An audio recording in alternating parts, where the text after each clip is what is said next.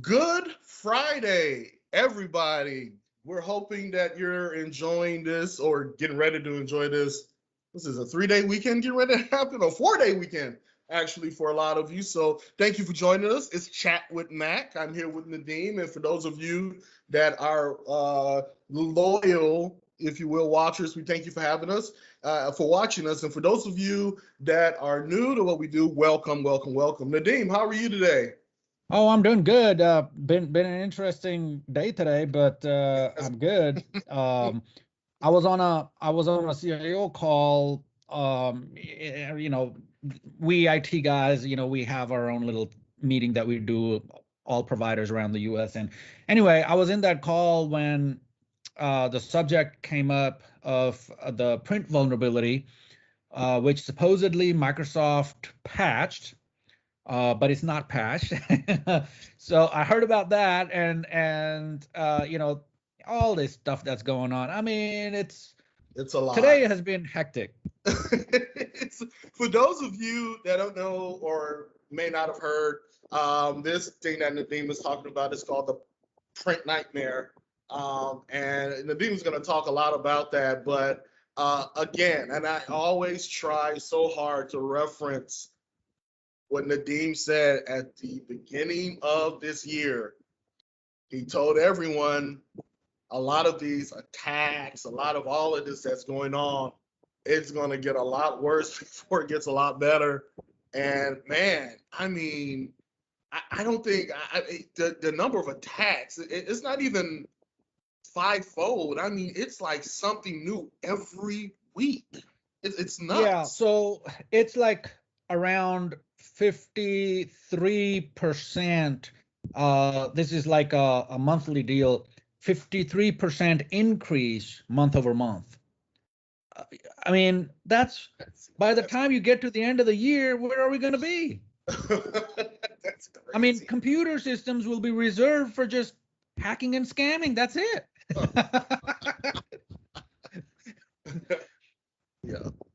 But no, it's been it's one of those things. Now as far as the print nightmare vulnerability goes, if your servers are public facing, you want to make sure you shut down the print service. If you're not using print services, just shut it down.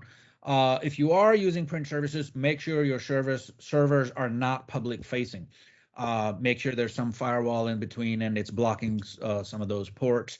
If you have some sort of an intrusion prevention system, like our intrusion prevention system, that will block it. So, anything like that, any kind of intrusion prevention systems, should block that type of traffic and keep you safe. Um, but and Microsoft did release that patch for it, but that patch really isn't fixing the problem. So Right. there was that issue, so this vulnerability, I mean, this goes back way back, and like I think over a year ago there was this vulnerability in the print spooler, and this print spooler, it keeps coming up. And I don't know if if maybe Microsoft needs to just revamp the whole print subsystem in Windows. But the problem is there's going to be other vulnerabilities that people are going to find. So it's hard to get away from it. The best thing that people can do is not to rely on the OS for security. Put in your own security systems, your firewalls, your intrusion prevention systems, your, all these others. And now, like I always say, security is a layered approach. It's like an onion. You got layers, and you want to have as many layers as possible. Well, you want to have more layers than the guy next to you, because if you have more layers, then somebody, if they attack you, they're going to peel a couple of layers, then they're going to go to the next guy, Yep. and that next guy may not have that many layers. They may peel one layer, and boom, there it is. And so the thing is, one of the questions, Mac, I get asked is, so all this that's going on, where can we get more information about this? How can we find out about the bad guys?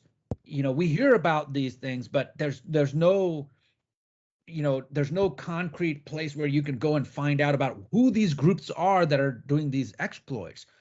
So get a little insight into your enemy, so to speak. Yeah. So and I think it'll be good if I share my screen. I'm gonna give you a website where it talks about a lot of the bad guys and gives you some information about the bad guys. So I'm just gonna share my screen, and I'll probably put the URL on here. Okay, so can you see my screen?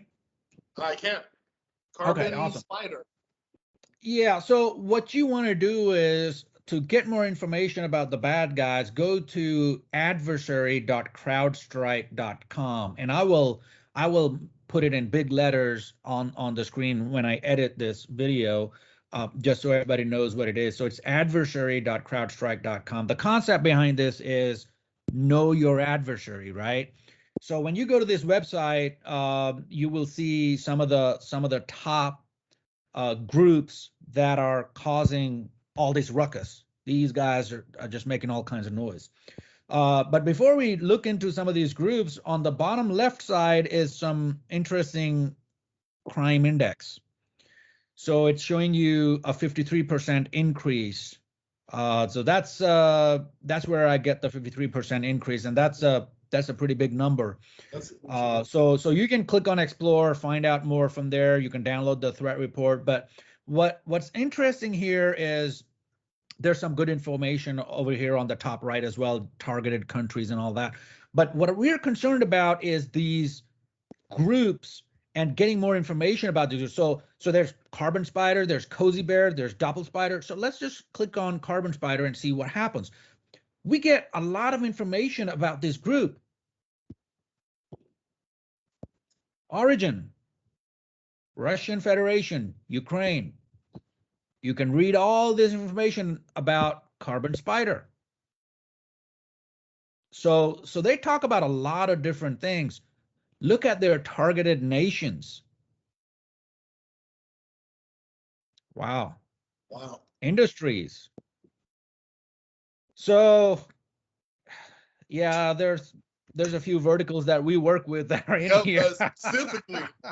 But I just wanted to let everybody know about this site where they do all the legwork and they put all that information together so anybody can get more info and get a little more knowledgeable and figure out who their adversary is. So it's a very interesting site, and I'll put that link up there. So that's one thing, but let's look at the targeted countries real quick while we're here. So I'm looking at United States, and now, Nadeem, not to cut you off, but yep. I just want to make sure I understand. On the right, these are actual groups. Is that correct?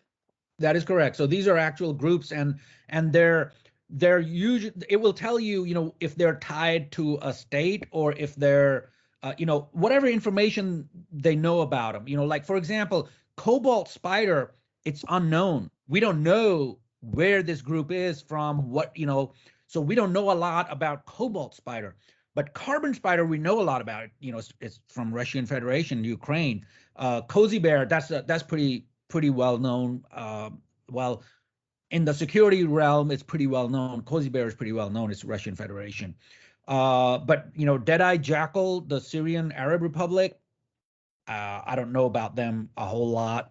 Doppel Spider, fairly okay. Hammer Panda is well known as well. That's a group out of China. Yep.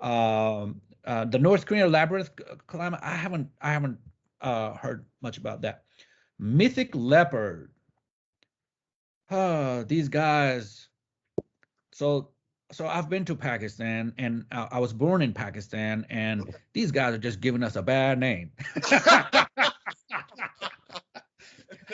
And why a leopard? I don't know. I've never seen a leopard in Pakistan. Oh well, whatever. But the thing is, you can get a lot of information about these different groups, and as you can see, some of these groups are state sponsored, so they may not have direct links with the state, but they're kind of sponsored to where it's I think back like years ago, I remember somebody saying that in future wars will be fought on a virtual platform. Yeah.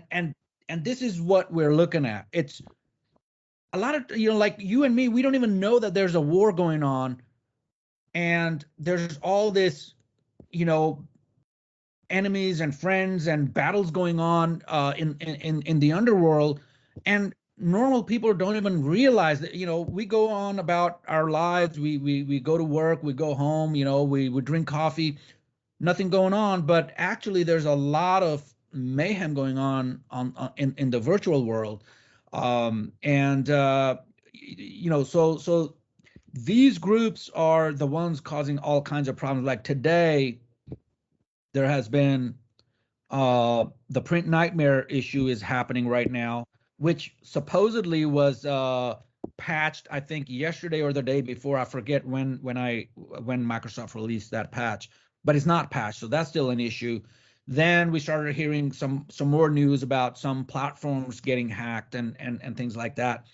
But the bottom line is these are very sophisticated, well-funded groups, and their main goal may not be just to get that ransom. There may be some ulterior motives there. The motive might be to disrupt the Western world, to disrupt trade, I mean, what happened with the pipeline, that was the start. That was like, okay, hey, if we can, do, cause damage with a pipeline, what's next? The electric grid, the water supply.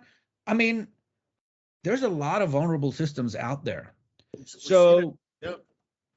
this is a good site to know, adversarycrowdstrike.com. Check it out. Check out who your adversary is. Get some more information about it. Nothing wrong with being a little more educated than the regular guy down the street. Yep.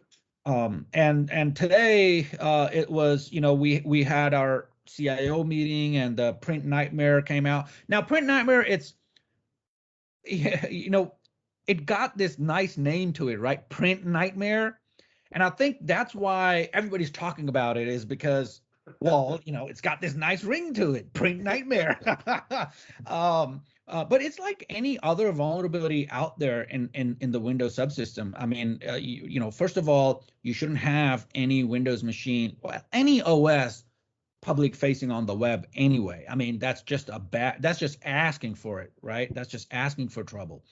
And then if you have it, then you should harden that OS. So we have web servers running out there, and we harden these web servers. So what hardening means is you shut down any service that you do not need. So you're running at absolutely bare minimum services. If it's a web server and you don't need a GUI, a graphic interface, shut that down. Install the core edition of Windows. That's what it's there for. So that way you don't have a lot of services running. Because if you look at a Windows system, you'll see like there's over 50 services running by default. So if you're going to put that on the web or connect it to the internet, then you need to make sure you shut down all of the unused services to harden the OS so it's not as susceptible to attack. That's just a best practice. But you'll be amazed at how many people just leave the default setup and go about their business, and then 2 days later they get hacked and they're like, well, I don't know why somebody's targeting me.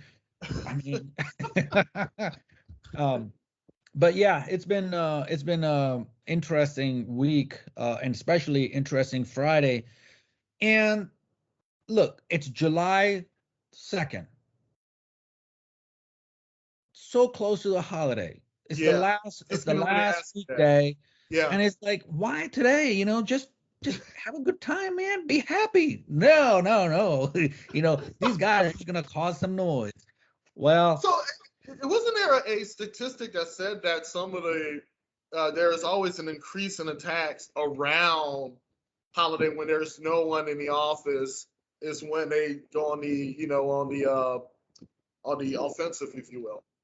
Yeah, so and I think that's why all these things are kind of gaining steam is because a lot of people, they were working remote. So and when they're leaving, like a lot of people you can't get a hold of right now because they're going to go on vacation or whatever, and they're going to leave their machines running. So Yep. whether these machines are at home or at the office, if they were at the office, that's one thing. You leave your machine running, but it's behind that firewall at the office. Hopefully you have a firewall at the office, and it's behind that intrusion prevention system. So that machine is secure. But if you take that same machine, let's say it's a laptop, and you take it home and you plug it into your home internet, your Wi-Fi, whatever it is, well, now you don't get the protection of that Wi-Fi and intrusion prevention system that you had at the office. So now you're even more vulnerable. Yeah. And then you leave that machine connected at your house, and then you go on vacation or you go out somewhere, or let's say you're on vacation and you connect the machine to the Wi-Fi at a hotel. So we're only seeing the tip of the iceberg. This is gaining steam. It's not slowing down. It's gaining steam. We're not at a tipping point yet. So everything is going to be up, and then it's going to come down. We're not at the peak yet. We haven't reached peak yet. That's So scary. yeah, Woo, yeah, that and it's scary. I mean, if if machines are set up and configured properly, if your process is good, then you shouldn't have much to worry about because the bad guys are simply going to target somebody who's less protected. So go back, go through your process. There's a bunch of things that you need to have in place. Your standardization process needs to be good and well thought out, and standardize everything according to best practices. And then you have to have a incident response process. So like incident response process to, if there is an incident, what are you going to do? A lot of times, and I hear this from other MSPs and other IT companies, when we talk in our group, and it comes up, there's always this one guy who's like, man, I made a mistake and there was an incident, and as the IT advisor, I took the lead on it. When the customer had documentation and they had a security officer within the company who was supposed to take the lead, but I took the lead. So now anything that happened after that, they're blaming it on me. And I'm like, well, that's why we have these policies in place. Yep. So if there is a breach and the customer's breathing down your neck, hey, Mr. IT guy, you need to fix this because this is an IT breach. You tell him, no, look at your policy. This guy is your security officer. Go talk to him. He's the one who's going to take the lead, because that security it's beyond IT at that point, because that security officer needs to work everything, coordinate everything between IT, between insurance, between legal. I mean, it's not just IT anymore. There's a lot of other departments involved in it. And especially, if you're not getting insurance involved in it very early on, your insurance is not going to pay out, because they're going to say, hey, prove to us, show us the forensic data. And if you've already tried to fix things, there may not be any forensic data left. Right. And then you're not going to get that payout that you're expecting. And that, I mean, we see that quite a bit, where uh, somebody gets impacted and then they try to fix it, and then in the process of fixing it, all they're doing is destroying the evidence of a breach. And now that looks even worse, because it's like, okay, first of all, you got breached, but the only thing we're seeing here is your internal user so and so doing things around on different systems that they shouldn't be doing anything to, or shouldn't even have access to. So that actually ends up looking worse than what it is. Now it looks like it's an internal breach, when really the guy was Right. just trying to help and fix things. Right. So Interesting. Yeah, it's I mean it's the Wild West. I mean literally it's the Wild West out there. Right now, but again, I mean, even though what you're saying about it not even reaching a peak, it's No. just so scary. But I mean, since the beginning of the year, the deep has been warning people like, be prepared, and So and don't get me wrong. I mean, I don't want to, scare everybody, but here's the thing. Here's why they haven't even scratched the surface, the bad guys. They haven't even scratched the surface because look at it this way. Right now, they're only targeting certain computer systems, certain companies and computer systems. How many devices do you touch that's that true. have computers in them? Right? Just think about it. Your phones, your tablets, your watches. I mean, even your dang microphone has a chip in it. That's You true. know, I mean, everything has a chip in it. Your car, your vehicle. Nobody's thinking about vehicles. There's already been a proof of concept around vehicles. So it's yeah, it's gonna get worse. Ish.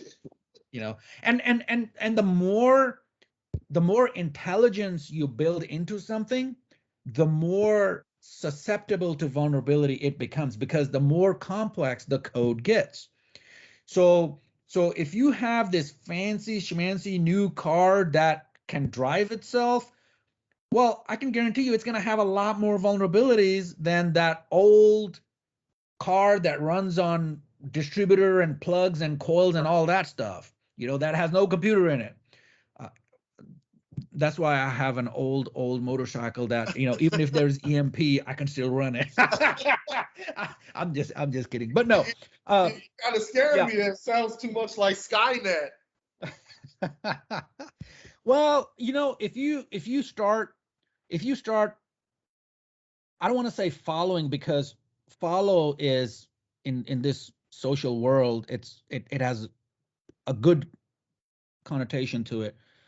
But if you are following some of these bad guys and these bad groups and stuff and what they're doing on day in and day out, that's what it is. It's a battle going on between good and evil. I mean, it may not be in the real world, it may be in the virtual world, but it has very real impact on people, on businesses, on the economies. I mean, across industries, it has a huge impact that we don't even realize. We only see things like, that pipeline shut down, but you don't hear about how many, small companies that got run out of business because they got breached. They couldn't survive because they got breached. I mean, we don't even hear about those companies. But yeah, check out this adversary.crowdstrike.com and it'll give you some insight into some of the bad guys out there and some of the threats. And you can see how that crime index is doing. Um, but even if you look at it or you don't look at it, that crime is going to be there. So don't get disheartened when you see some of the facts and figures here that, oh, it's so bad and all that. It's always been bad. You just didn't know it. I'd rather know it and not do anything rather than not know it at all, At you all. know? Yeah. Agreed. so so yeah, it's always good to be in the know. But besides that, what else is going on, Mac? What have you been up to? Just working, bothering people. Hi, everyone. Just, calling people multiple times. Other than that, nothing much. I'm just, this weekend is just going to be a rest week. Actually, my kid, my 24-year-old, decided that she wanted to spend some time with her old man. So she, she's going to be here the weekend, which, when they get older, they act like you don't exist until they need money. So, so she's here, but other than that, nothing much. It's just working and trying to get some rest. Yeah, that's probably pretty much what I'm gonna do. We've so I've got another business, and we're kind of getting ready to implement some automation over there. So we're gonna get some tablets, for all the Nice. techs and basically, looking at some of the numbers, I saw that some of the numbers we just weren't tracking, like tech time and things like that, that we really need to be able to make good business decisions. We just didn't have those numbers. So finally, we're looking at implementing, some automated processes there, and hopefully that'll make things more streamlined for us and all of that. But so yeah, I mean, sometimes I just run around in so many different directions. I heard just the other day, this guy who owns 10 different businesses, and I'm like, man, I only have three, and I don't know how to deal with it. How does this guy run 10 different businesses? It just boggles the mind. But hey, more power to him. More power to Uh, them, more money. Bless them.